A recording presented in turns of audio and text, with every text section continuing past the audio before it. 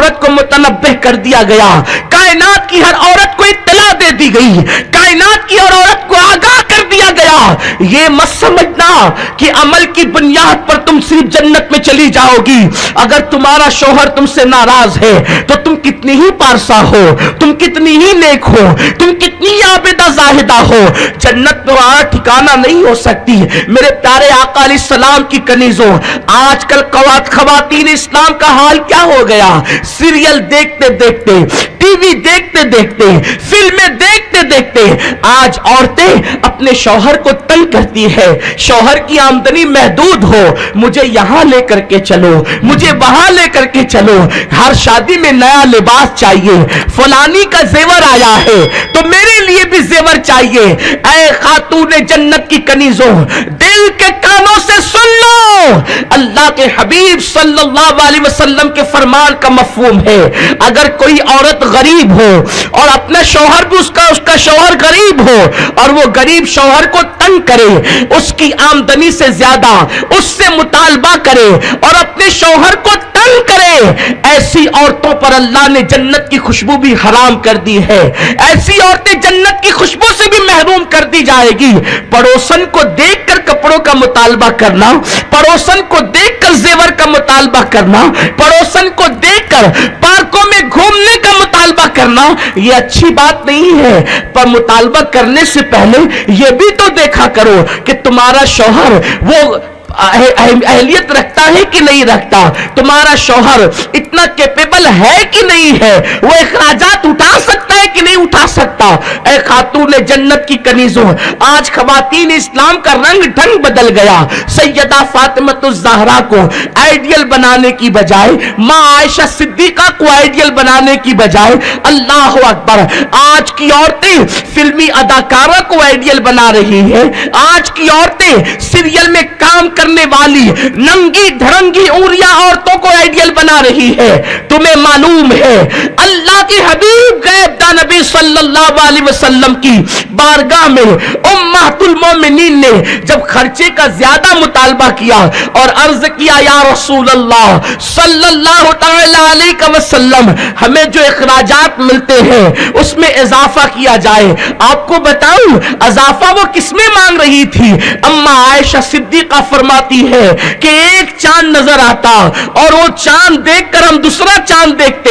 یعنی پورا مہینہ گزر جاتا، رسول اللہ کے گھر میں چولہا نہیں جلتا، اس کے بعد دوسرے مہینے کا چاند نظر آتا اور وہ چاند کے دن بھی گزر جاتے، حتیٰ کہ ہم تیسرا چاند دیکھتے، یعنی تین مہینے رسول اللہ کے گھر میں چولہا نہیں جلا کرتا تھا۔ اللہ اکبر، حضرت اما عائشہ صدیقہ سلام اللہ علیہا سے پوچھا گیا کہ اما جان، تین مہینے تک رسول اللہ کے گھر کا چولہا نہیں جلتا تو آپ لوگ گزارا کیسے کرتے، گزر بسر کیسے کرتے؟ تو اما عائشہ صدیقہ کہتی ہے، دو کالی چیزوں پر ہم گزارا کرتے تھے، ایک تو پانی اور دوسری کھجور، دو چیزوں پر ہم اپنا گزر بسر کرتے تھے۔ اے خاتون جنت کی کنیزوں، 3 مرتبہ پیٹ بھر کے کھا کر گناہوں کی اڈوں پہ جانے والیوں، نئے لباس پہن کر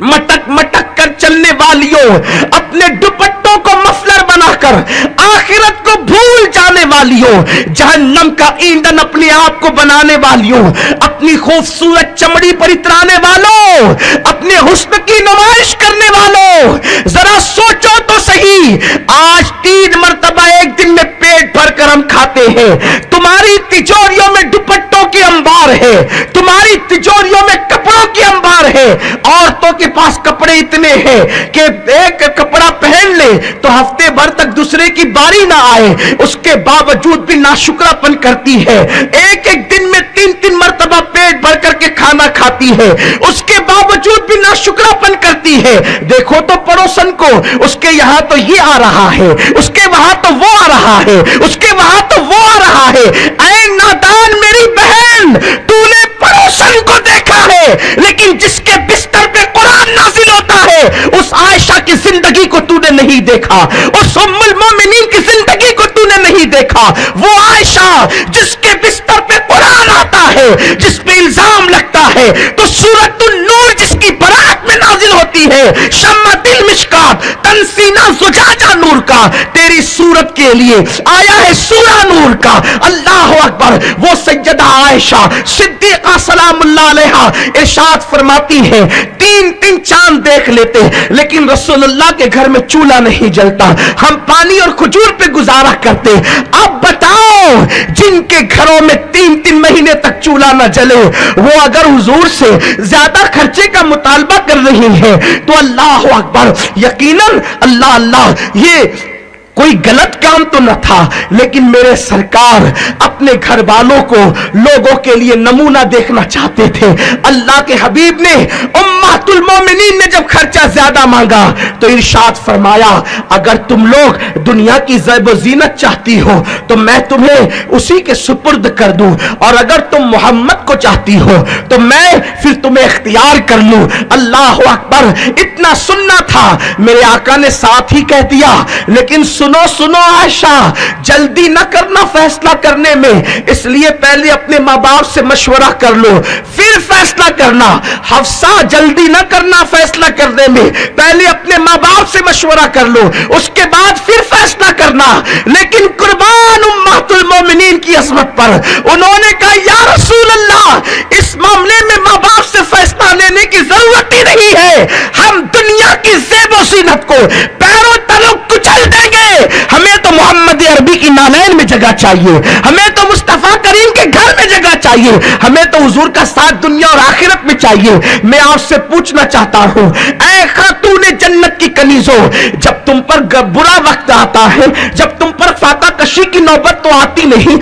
لیکن اگر تکلیف کا وقت آتا ہے تو تم پڑوسن کو کیوں دیکھتے ہو, تم سیدہ عائشہ کی زندگی کیوں نہیں دیکھتے, تم حضرت حفصہ کی زندگی کیوں نہیں دیکھتے, تم حضرت صفیہ کی زندگی کیوں نہیں دیکھتے, تم حضرت جویریہ کی زندگی کیوں نہیں دیکھتے, تم حضرت زینب کی زندگی کیوں نہیں دیکھتے, تم حضرت ام سلمہ کی زندگی کیوں نہیں دیکھتے, کیوں نہیں دیکھتے تم امہات المومنین کی زندگی کو. اللہ اکبر. عورتیں اپنے شوہر کو تنگ کرتی ہے, یہ لا کر کے دو وہ لا کر کے دو, اور اگر نہ لا کر کے دیا جائے ہمیشہ لا کر کے دیا جائے اور ایک دن بات پوری نہ ہو تو عورتیں یوں کہتی ہے جب سے اس گھر میں آئی ہوں میری مراد کبھی پوری نہیں ہوئی, جو مانگا کبھی نہیں ملا. سنو, شوہر کی ناشکری کرنا یہ شوہر کی ناشکری نہیں ہے, بلکہ میرے آقا فرماتے ہیں میں نے عورتوں کو سب سے زیادہ جہنم میں کثرت کے ساتھ دیکھا ہے, اس لیے کہ عورتیں اپنے شوہر کی ناشکری کرتی ہے,